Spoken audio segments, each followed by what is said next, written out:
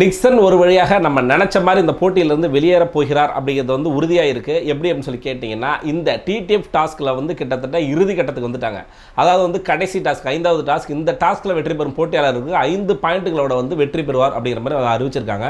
So யார் லீடிங்கில் வராங்களோ அவங்க வெற்றியாளர் அப்படிங்கிற மாதிரி அறிவிச்சிருக்காங்க. ஸோ இதில் எப்படா நீ நிக்சன் வெளியேறுவார் அப்படின்னு சொல்லி கேட்டிங்கன்னா, விஷ்ணுவுக்கு ஆல்ரெடி வந்து 7 பாயிண்ட் இருக்குது. இப்போது அவர் வந்து ஒரு 2 பாயிண்ட்டோ இல்லை வந்து 5 பாயிண்ட் ஃபஸ்ட் இடத்துல 2வது இடத்துல எதில் வந்தாலுமே அவர் ஜெயிக்கிறதுக்கான வாய்ப்புகள் நிறைய இருக்கு. ஒருவேளை பூர்ணிமா ஜெயிச்சா இது வந்து தடைப்படும். ஆனால் நிக்சன் வெளியேறியதால் விஷ்ணு தான் வெற்றி பெற போகிறார், இல்லை விஷ்ணு இல்லைனா வந்து வேற ஏதாவது ஒரு போட்டியாளர் வெற்றி பெற போகிறார் அப்படிங்கிறது வந்து கன்ஃபார்ம் ஆயிருக்குங்க. ஸோ என்ன நடந்துச்சு ஃபர்ஸ்ட் அண்ட் செகண்ட் ப்ரோமோல் அப்படிங்கிறத பற்றி பார்க்கலாம். ஸோ அதுக்கு முன்னாடி நம்ம சேனலை புதுசாக பார்க்குறவங்க வந்து சப்ஸ்கிரைப் பண்ணிட்டு பாருங்க. ஃபர்ஸ்ட் ப்ரோமோ, அதாவது வந்து ஹோல்டத்தான் அப்படிங்கிற ஒரு டாஸ்க்கை வந்து அறிவிக்கிறாங்க. கிட்டத்தட்ட இந்த டாஸ்க் தான் கடைசி டாஸ்க் டிடிஎஃப்ல. ஸோ இந்த டாஸ்கில் வெற்றி பெறும் போட்டியாளருக்கு 5 பாயிண்ட்கள் வழங்கப்படும். ஆல்ரெடி ஃபர்ஸ்ட் இடத்துல இருக்கிறது விஷ்ணு, செகண்ட் பிளேஸில் இருக்கிறது நம்ம பூர்ணிமாவும் நிக்சனும், தேர்ட் பிளேஸில் இருக்கிறது விசித்ரா மணி அப்படின்னு சொல்லலாம் நிறைய பேர். பட் ஆனால் வந்து இந்த ஃபர்ஸ்ட் 2 பொசிஷன் தான் வந்து கொஞ்சம் கடும் போட்டியாக நிலவிட்டு இருக்கு. ஏன்னா வந்து இதில் கூட ஒரு பூர்ணிமாவோ இல்லை வந்து ஒரு நிக்சனோ ஜெயிச்சா வந்து ஃபர்ஸ்ட் இடத்துக்கு போகிறதுக்கான வாய்ப்புகள் நிறைய இருக்கு. ஸோ அப்படி பார்க்கும்பொழுது இந்த போட்டியில் யார் வெற்றி பெற்றுள்ளார் அப்படிங்கிறது வந்து இன்னைக்கு வந்து ஒரு தகவல் கிடைச்சிருக்கு. ஸோ அதுக்கு முன்னாடி அதில் நடந்த விஷயங்களை வந்து ஃபர்ஸ்ட் பார்க்கலாம். ஸோ ஃபர்ஸ்ட் வந்து இந்த ஹோல்ட் பண்ணி அந்த போர்டில் வந்து ரொம்ப நேரமாக கையை வச்சிருக்கணும். அதாவது வந்து இது பார்க்கறது வந்து ரொம்ப ஈஸியாக இருக்கலாம், என்னடா அப்படி கையை அப்படி வச்சுட்டு இருக்கிறதா அப்படின்னு சொல்லி தோணும். பட் ஆனால் ரொம்ப ரொம்ப கஷ்டம். எந்த ஒரு விஷயத்துமே ஒரே பொசிஷனில் ஒரே மாதிரி பண்ண முடியாது. நம்ம தூங்குறது தவிர, தூங்குறது கூட ஒரே பொசிஷனில் பண்ணால் நமக்கு வந்து ஏதோ ஒரு பெயின் வந்துடும். ஸோ இதை வந்து பண்ணுறது ரொம்ப ரொம்ப கஷ்டம். ஸோ இந்த ஃபிசிக்கல் டாஸ்க் அப்படி இருக்கும்போது நம்ம விசித்ரா மேடம் ஆல்ரெடி வெளியேறுவாங்க அப்படிங்கிற நம்ம வந்து கணிச்சது தான். ஸோ என்ன நடக்குது அப்படின்னு சொல்லி பார்த்தீங்கன்னா, ஃபஸ்ட்டு இதிலே வந்து நம்ம 2 கேங்குமே வந்து தனித்தனியாக பிரிஞ்சு வந்து போர்டில் கையை வச்சுட்டு இருக்காங்க. யார்? நம்ம தினேஷ் கேங்கும் இந்த சைடு மாயா கேங்கும் வந்து தனித்தனியாக பிரிஞ்சிருக்கிறாங்க. ஸோ இந்த சைடு வந்து ஒரு பிளானிங்கோட தான் இருக்கிறாங்க. யார்? நம்ம தினேஷ், விஷ்ணுங்களாம் வந்து ஒரு பிளானிங்கில் தான் இருக்காங்க. இந்த சைடு வந்து பூர்ணிமா இருக்காங்க. பூர்ணிமா என்ன சொல்கிறாங்கன்னா, நீங்கள் எப்படி வந்து இந்த தனித்தனியாக பிரிக்கலாம், எல்லாத்தையும் மிக்ஸ் பண்ணி போட வேண்டியதானே அப்படின்னு சொல்லி சொல்கிறாங்க. எப்படி போட்டால் என்னங்க, எல்லாம் ஒரே இது தானே. ஸோ எங்கே இருந்தாலுமே வந்து கடைசியில் வந்து கையை எடுத்தால் தோல்வி அப்படிங்கிறது தான் வந்து ஒரு உறுதிதமான உண்மை. ஸோ இது வந்து 2 பேருமே இந்த சைடு நிற்கிறாங்க. ஸோ அடுத்ததாக இதனோட கண்டினியூட்டியாக வந்து 2வது ப்ரோமோ ரிலீஸ் ஆகுது. 2வது ப்ரோமோவில் என்ன காமிக்கிறாங்கன்னா, 1 ஹவருக்கு மேலே வந்து எல்லாருமே கையை வச்சுட்டு இருக்காங்க.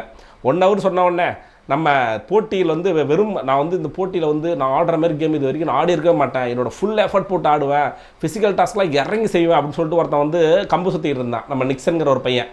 ஸோ அவன் தான் ஃபஸ்ட்டு வந்து எலிமினேட் ஆகிறான். ஃபஸ்ட்டு போட்டியாளராக வந்து எலிமினேட் ஆகி கையை விட்டுட்டு போகிறாப்புல. ஸோ அடுத்ததாக வந்து வெளியேறுவது நம்ம விசித்ரா மேடம்.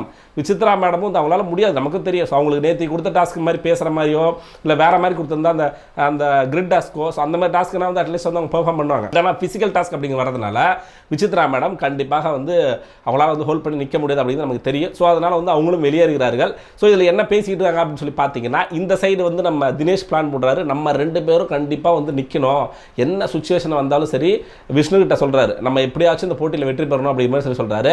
இந்த சைடு நம்ம பூர்ணிமாவும் மாயாவும் எந்த சுச்சுவேஷன்லையும் விஷ்ணு மட்டும் வெற்றி பெற விட்டுறக்கூடாது, நம்ம தான் வந்து ஜெயிக்கணும், அட்லீஸ்ட் வந்து அந்த வெற்றி தடுக்கணும் அப்படிங்கிற மாதிரி வந்து மாயா கிட்ட ஒரு சொல்கிறாங்க.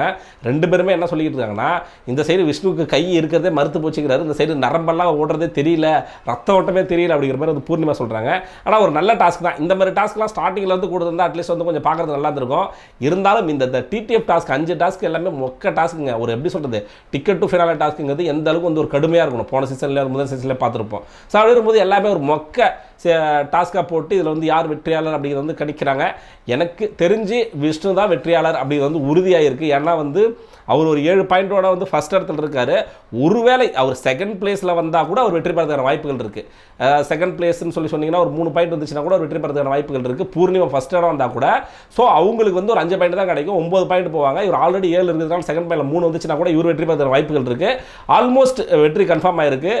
ஒரு போட்டியாளர் நிக்சன் அவர் வந்து வெளியேறுவார் அப்படிங்கிறது வந்து 90% கன்ஃபார்ம் ஆயிருக்கும். ஏன்னா வந்து அன்அஃபிஷியலாக நிக்சன் தான் லாஸ்ட் இடத்துல இருக்கார். ஸோ அதனால் வந்து நிக்சன் வெளியேறுவார் அப்படிங்கிறது வந்து நம்ம நம்புவோம். ஸோ அதுக்கப்புறமா வந்து நம்ம விசித்ரா வர்சஸ் தினேஷ் இந்த ஃபைட் வந்து ரொம்ப எல்லாம் மீறி போயிட்டு இருக்கு. முக்கியமாக நம்ம விசித்ரா மேடம் வந்து நம்ம தினேஷை வந்து தரம் கெட்ட செயல்களால் பேசிக்கிட்டு இருக்காங்க. நிறைய விஷயங்கள் அவங்களோட பர்சனல் லைஃப்லாம் பற்றி பேசிடுறாங்க. அதை பற்றி செகண்ட் வீடியோவில் பார்க்கலாம். ஸோ அதுவரை உங்களிடம் விடைபெறுவது நான் ஆனந்த்.